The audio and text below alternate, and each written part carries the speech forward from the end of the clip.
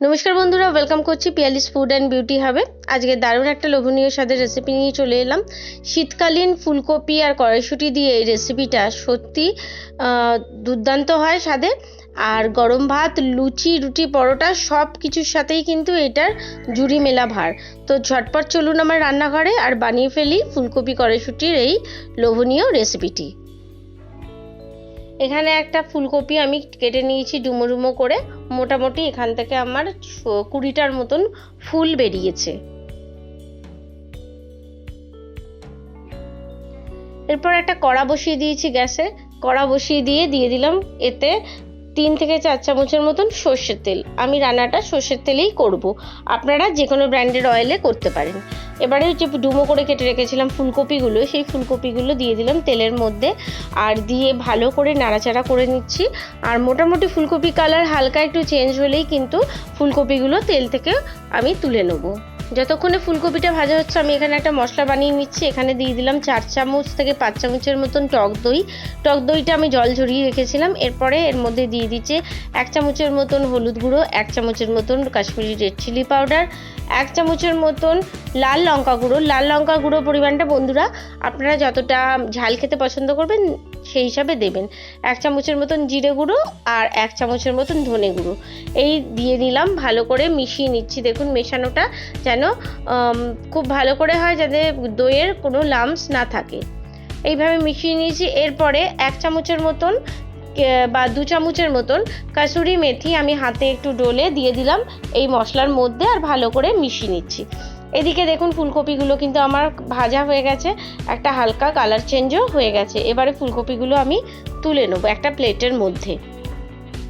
বাকি অবশিষ্ট যে তেল আছে সেই তেলের মধ্যেই প্রথমে আমি ফোড়ন হিসাবে দেবো একটা তেজপাতা, 2টো শুকনো লঙ্কা, আর দেবো হচ্ছে 1 চামচ ছোটো চামচের 1 চামচের মতন হিং।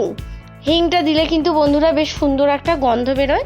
এরপরে আমি একটু হালকা হাতে নেড়ে চেড়ে নেবো। এরপর এর মধ্যে দিয়ে দেবো একটা মাঝারি সাইজের টমেটো টুকরো। আমি টুকরো করে রেখেছিলাম। টমেটোটা ভালো করে তেলে নাড়াচাড়া করব। তারপরেই আমি 1 চামচের মতন আদা ক্রাশ করে রেখেছিলাম। এখানে আপনারা চাইলে আদা বাটাও দিতে পারেন, কিন্তু আদা ক্রাশ করে দিলে কিন্তু খেতে বেশি ভালো লাগে, তাই জন্য আমি সেইভাবেই দিলাম।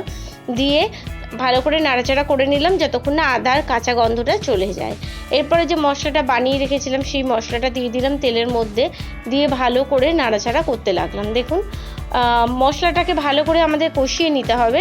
যতক্ষণ না মশলা থেকে তেল বেরিয়ে আসছে ততক্ষণ কিন্তু মশলাটা খুব ভালো করে কষিয়ে নিতে হবে। তো বন্ধুরা দেখে বুঝতেই পেরেছেন মশলাটা খুব ভালো করে কষানো হয়ে গেছে।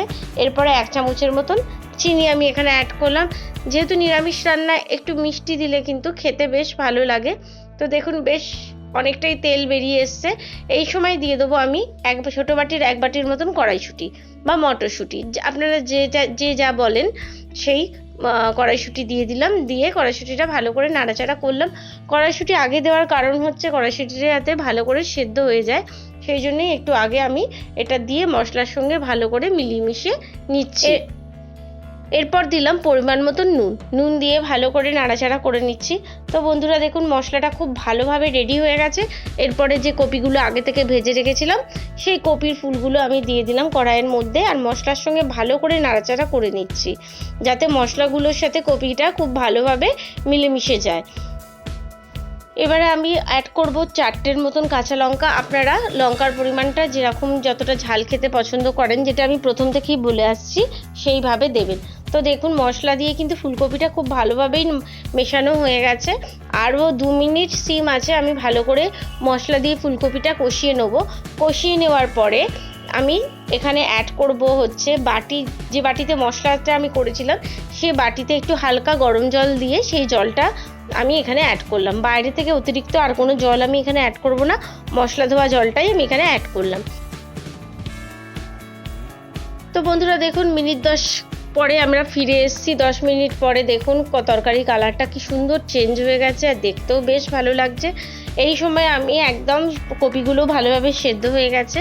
এই সময় আমি দিয়ে দিলাম 1/2 চামচের মতন ঘি এর বদলে আপনারা বাটারও ইউজ করতে পারেন। আমি এখানে ঘি ইউজ করলাম আর 1 চামচের মতন গরম মশলা গুঁড়ো। এখানে দিয়ে দিলাম। দিয়ে ভালো করে তরকারির সাথে মিশিয়ে আমি গ্যাস বন্ধ করব। আর স্ট্যান্ডিং টাইমে মোটামুটি বন্ধুরা আমি 10 থেকে 15 মিনিট কিন্তু একটা ঢাকা চাপা দিয়ে রেখে দেবো। তাহলে এই হলো রেসিপির ফাইনাল লুক। যদি রেসিপিটা ভালো লেগে থাকে অবশ্যই চ্যানেলটা সাবস্ক্রাইব করে দেবেন, আর ফ্রেন্ড ফ্যামিলি মেম্বার সকলের সাথে ভিডিওটা শেয়ার করবেন। আর যারা পুরনো বন্ধু আমার সাথে সবসময় রয়েছেন তাদেরকে অসংখ্য ধন্যবাদ আমার সঙ্গে থাকার জন্য। তো আজকের মতন এখানেই বিদায় নিচ্ছি। আবার নতুন কোনো ভিডিওর সাথে আমি আপনাদের বন্ধু পিয়ালি অবশ্যই আপনাদের সামনে এসে আবার হাজির হয়ে যাব। সকলে ভালো থাকবেন, সুস্থ থাকবেন, সাবধানে থাকবেন।